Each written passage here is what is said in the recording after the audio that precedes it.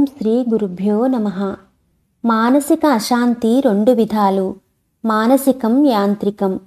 సామాన్యంగా వచ్చే మానసిక అశాంతి మానసిక ఉద్రేకం వల్ల వస్తుంది. ఈ స్థితిలో మనం ఎక్కువ కాలం గడిపి దీనికి నిరుత్సాహకరమైన సహవాసం, ఆహార సంబంధమైన, ఆరోగ్య సంబంధమైన చెడు అలవాట్లు కూడా తోడైతే అది దీర్ఘకాలిక లేదా అవయవాలకు సంబంధించిన నరాల బలహీనతగా మారుతుంది. తేలికగా అరిగే సమతుల్యమైన ఆహారాన్నే మితంగా తీసుకోవాలి. క్రమం తప్పకుండా వ్యాయామం చెయ్యాలి. అతి నిద్ర నరాలకు మత్తు కలిగిస్తుంది.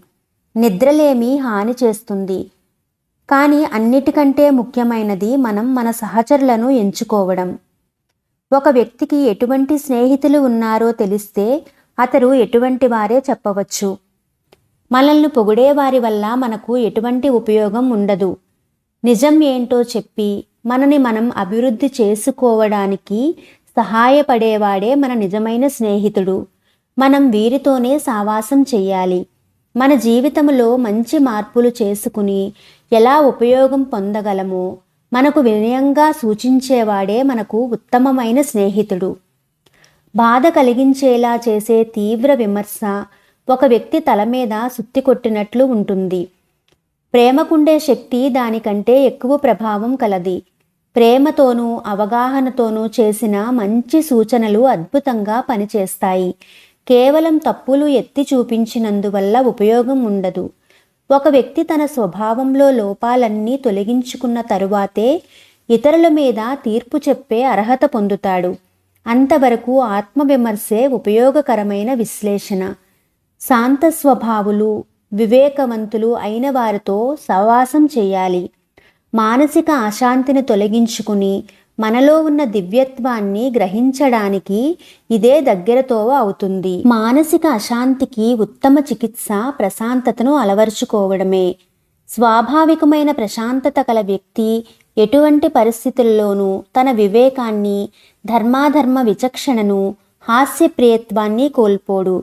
అతడు నమ్మకాన్ని, ఊహాజనిత ఆశలను వాస్తవం నుంచి విడదీసి చూడగలడు. అన్యాయమైన మార్గాల్లో ధనార్జన కోసం మోసగాళ్లు చెప్పే తియ్యని మాటలకు అతను లొంగిపోడు.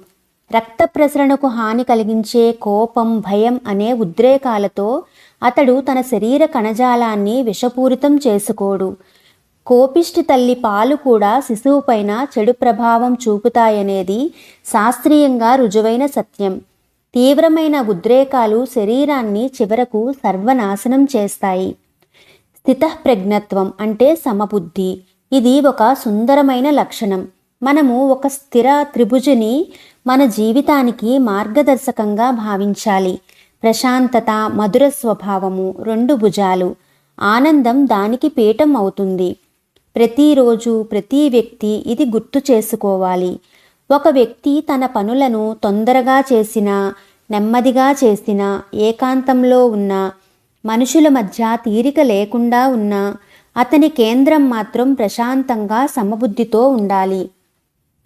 మనం తరచుగా ధ్యానం చేస్తూ దానివల్ల కలిగే ప్రశాంతతను నిలిపి ఉంచుకోవాలి.